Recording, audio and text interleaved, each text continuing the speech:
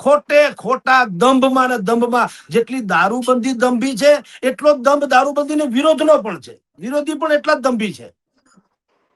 એટલે રાજ્ય સરકાર, ગુજરાત રાજ્ય સરકાર માની લો કે ઓલિમ્પિકના બાને પણ હવે તમે જોજો, હમણાં ઓલિમ્પિક 2036 છે, તો 2030 સુધીમાં સરકાર મોટા પાયે દારૂના જેને લીકર શોપ કહેવાય, લાયસન્સ ધારક એવા કદાચ ખોલશે ખરા. તો ખોલવાય જોઈએ ભાઈ સાહેબ. હવે આપણે રહીએ છીએ ગ્લોબલ વર્લ્ડમાં.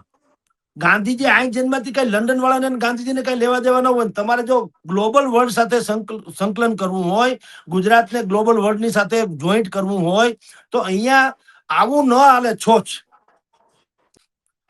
વૈશ્વિક સ્તરની હવે આપણે ત્યાં જે સરકારે, નરેન્દ્ર મોદી સરકારે વાઇબ્રન્ટ સમિટ ઉદ્યોગોને, અહીંયા રોકાણકારો, વિશ્વભરના ઉદ્યોગોને કીધું ગુજરાતમાં આવો, શાંતિ છે, બરાબર, શ્રમિકો પણ તમને જોઈ એવા મળી જાય. ઔદ્યોગિક શાંતિનું આ એવું આખો દેશ છે વિશ્વભરમાં કે ભારતનો એમાં જોટો નથી. તો એમાં એ આકર્ષે છે કે ભાઈ તમે અહીંયા આવી તમારા પૈસાનું રોકાણ કરો, ધંધા ધાપા કરો.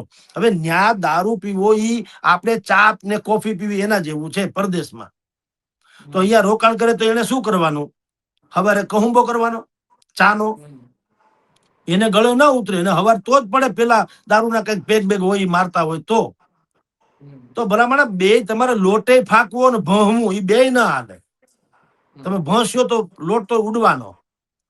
એટલે વિશ્વભરના તમારે રોજગાર અહીંયા એની તમારે રોકાણકારોને આકર્ષવા હોય, તમારે જગતની સાથે સંકલન કરવું હોય, તમારે તાલમેલ બોલાવવું હોય, તો હવે આપણે જે તથાકથિત જૂની પુરાણી માનસિકતા છે. મહાત્મા ગાંધીજીએ નથી કીધું કે ભાઈ કોઈ પણ ભોગે મારા ગુજરાતમાં દારૂબંધી મૂકજો. ગાંધીજીનું ક્યાંય વર્જન નથી, એના નામે ચાલે છે.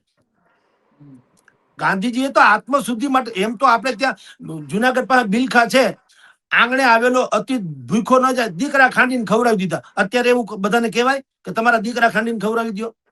જલારામ બાપાએ સાધુ સંતની સેવા માટે તેને પોતાના ધર્મપત્રીને સમર્પિત કર્યા. સંતો મહંતોની સેવા કરો. અત્યારે કોઈ દઈ દે એમ કોઈને કહેવાય? વીરપુરમાં જઈને ભાંગી ના નાખે? ભાઈ ઈ મહાન હસ્તીઓ થઈ ગઈ. એ એક આઇકોનિક વાતો છે. અને ત્યારે વિકાર નતું એટલે ધર્મપત્ની આપી. અત્યારે તો ઘરના નડે એમ છે, બહારની તો વાત ક્યાં છે. એટલે સમય પલટી ગયો છે. એટલે હવે આપણી ઘીસી પીટી કેસેટ ગાંધી ગાંધી ગાંધી જન્મતા, ભાઈ સારી વાત છે, ગૌરવ છે ગાંધીજી જન્મતા આપણે ત્યાં. તો પણ ગાંધીજી જ્યાં આફ્રિકામાં જ્યાં બેરિસ્ટર તરીકે હતા, પૂછો ન્યાય એને ક્યારેય નથી કીધું કે શરાબ ખરાબ હોવો જોઈએ. ત્યાં તો સામાન્ય રીતે લોકો પીવે જ છે. અને આપણે ત્યાં કોણ નથી પીતું? જે પીવા માંગે છે ગુજરાતમાં, આજ કોંગ્રેસના લોકો નથી કહેતા કે ભાઈ અહીંયા અત્યારે હમણાં ગેસની કિલ્લત થઈ ઈરાન ઇઝરાયલ યુદ્ધમાં અમેરિકામાં, તો શું કીધું? પેટ્રોલ મળે કે ન મળે, પાછા તમે જો કોમિક્સ કરેલું છે સોશિયલ મીડિયામાં કે ધીરજ ધરો, ધીરજ ધરો, ચિંતા કરોમાં સરકાર પેટ્રોલ ખૂટવા નહીં દે. પછી પાછું નીચે કોમેન્ટ લખે દારૂ ખૂટવા ન દે, પેટ્રોલ ખૂટવા દે કે લે બોલો. એટલે હવે મળે તો છે એ તો કમસે કમ હાલો. સરકાર નિષ્ફળ ગઈ કે એ જવા દો. સરકાર નિષ્ફળ ક્યારે ગઈ? તમે પીવો છો ત્યારે ને. હાલો, સરકાર ઘરે ઘરે જાય બંદૂક લઈને.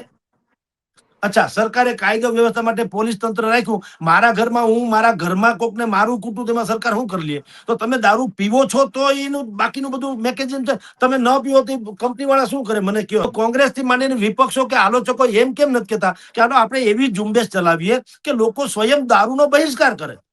એમ નથી કરવું. ભાજપનો બહિષ્કાર કરી નાખો કે સત્તાધારી પક્ષનો બહિષ્કાર કરે. અને ભાજપ જયારે સત્તામાં ત્યારે એ કોંગ્રેસનો કરતી હતી. એ બેના મુદ્દા આ જ છે. એક ही थाली के चट्टे बट्टे हैं. ટૂંકમાં પક્ષનો વિરોધ કરવો છે, આ પદ્ધતિનો નહીં. એટલે જો રાજ્ય સરકાર આજે, જો કે એપ્રિલ ફૂલ છે, એટલે મને એક ભાઈનો ફોન આવ્યો યુટ્યુબર્સનો.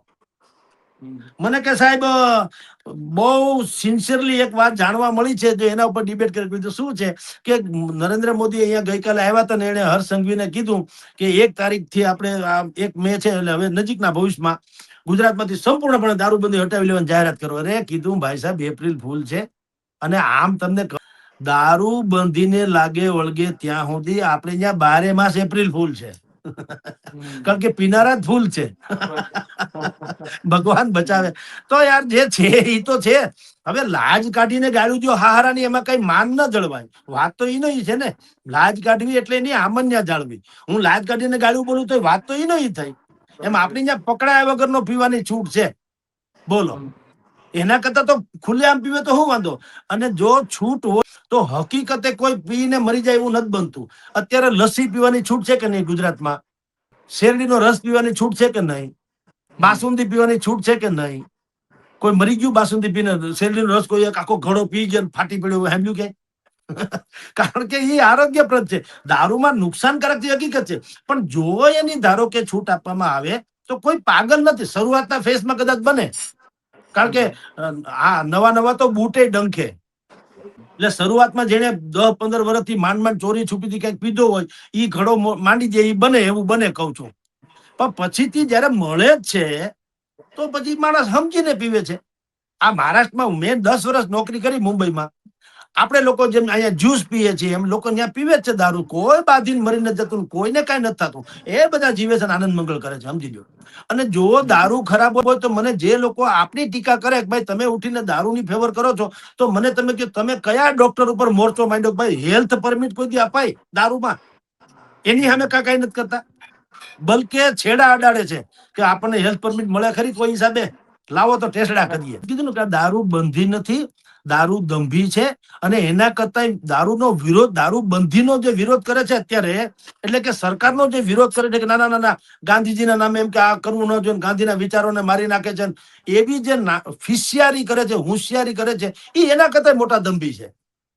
તમે લોકો, એટલે કે જે લોકો વિરોધ કરે છે એને મારી રિક્વેસ્ટ છે કે તમે લોકો કામ કરો. અમથાય અત્યારે કોંગ્રેસ હોય કે આમ આદમી હોય કે અપક્ષ હોય કે બીજા સૂચિત નેતાઓ છે, અત્યારે તો નવીરા ધૂપ છે, સરકાર તો છે નહીં, તો ભલામણા તમને અમારા હિતની એટલી બધી પડી હોય, તમારી પાસે લાખોની સંખ્યામાં કાર્યકરો છે, તો હાલો ગામડે ગામડે તમે જેમ ચલો ફલાણે ચલો ઢીકણે એમ કરીને આંદોલનો કરો છો, એમ આવી ઝુંબેશ કાને ચલાવતા કે ભાઈ દારૂ જે છે એ આરોગ્ય માટે હાનિકારક છે. અને અમે વિપક્ષ તરીકે અત્યારે અમે ફ્રી છીએ માની લ્યો, પણ જનતાના હિતાર્થે અમે ગામે ગામ એવી સભાઓ કરીએ, ગામે ગામ રેલી રેલા કાઢીએ, સ્ટીકર પોસ્ટર મૂકીએ, કાર્યકરોની નોંધણી કરીએ, એ પ્રચાર કરે દારૂ તો હોવો જ ન જોઈએ, બધા બિલકુલ સીસીટીવી કેમેરાની જેમ ધ્યાન રાખે. કોઈ દેશી દારૂની ભઠ્ઠી કે કોઈ વિદેશી દારૂ ક્યાંથી લઈ આવતો હોય તો એની પણ અમે તપાસ કરીને અમને હેડક્વાર્ટરમાં કહીએ, અમે પોલીસ વડાને કહીએ, એની ઉપર દરોડા પડાવીએ. દારૂ પીનારાને દારૂ છોડાવવા માટે શું શું કરવું જોઈએ, જે મનોવૈજ્ઞાનિક તબીબોથી માંડીને કેટલાક આયુર્વેદિક ઉપચારો છે એનો પ્રચાર કરી. આવું કઈ નથી કરતા. એને તો બસ સરકારી તંત્ર પર માટલા ધોવા છે, એટલે હું કે ભાઈ અમને આપત પછી અમે ખેલ નાખીએ એમ. નહીતર તો આ કરવું જોઈએ ને. મેં કીધું એમ, તમે તો દારૂના જ વિરોધ, તમે ભાજપના વિરોધી હોઈ શકો એમ જ્યાં, પણ દારૂના તો હોવા જ જોઈએ ને, ભાજપના ન પણ હોવા. હાલો શાસક બાક્ષ. અને ભાજપ આજે સત્તામાં 30 વર્ષથી, તો આની પેલા કોંગ્રેસ હતું તો કઈ ગુજરાતમાં એવું નતું કે દૂધની નદીઓ વહેતી હતી, તેથી આ ધંધો હતો. ઉલટાના બુટલેગરો તો અડધા પડધા સત્તામાં હતા. એટલે ઈ તો બોલો જ માં તમે કે અત્યારે, અને હું અત્યારની સરકારની ફેવર નથી કરતો, પણ આપણી પ્રજાની માનસિકતા એવી છે.